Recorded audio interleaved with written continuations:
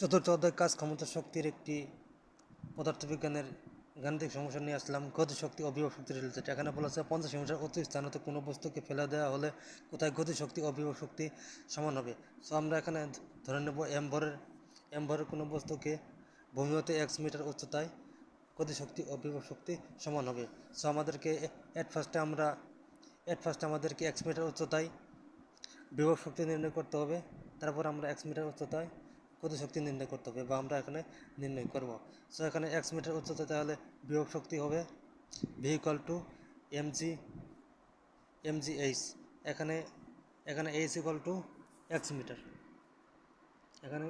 এখানে H equal to X meter. যেহেতু এখানে বলে দিচ্ছি যে ভূমি হতে x মিটার উচ্চতায় গতিশক্তি এবং বিভব শক্তি সমান হবে, কাজে আমরা বিভব শক্তি ভি ইকুয়াল টু লিখব বিভব শক্তি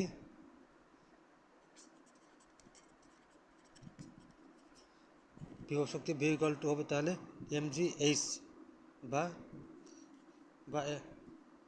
বা এখানে এইচের পরিবর্তে আমরা লিখব এক্স, যেহেতু H equal to X metre.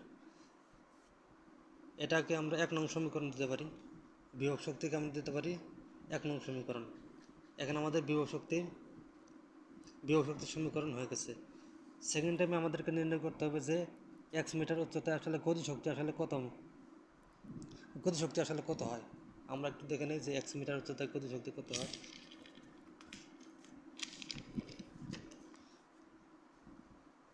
আমরা জানি কি গতিশক্তি সমান হাফ এম ভি স্কোয়ার। আমাদের এখানে কিন্তু এম এর মানটা কিন্তু দেওয়া কিন্তু আছে, কিন্তু ভি স্কোয়ার মানটা কিন্তু দেওয়া কিন্তু নেই। সো আমাদেরকে ভি স্কোয়ারের মানটা আমাদেরকে গতিসূত্র ব্যবহার করে বের করে নিতে হবে। আমরা জানি ভি স্কোয়ার ইকুয়াল টু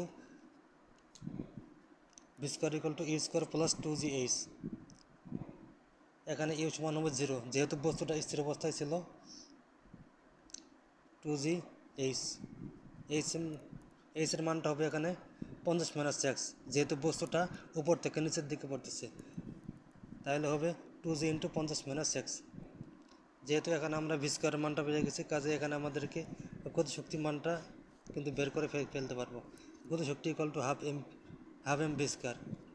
হ্যাঁ, এখানে হাফ এম এর মান তো এমই, আর ভি স্কোয়ারের মান এখান থেকে এটা বসাই দিলাম। তাহলে এখানে হিসাব করলে আসে mg ইন্টু 50 মাইনাস এক্স, শর্ত মধ্যে কি গতিশক্তি আর বিভব শক্তি সমান, কাজে আমরা এখানে 1 নং আর 2 নং সমীকরণ দুইটা সমান করে লিখছি।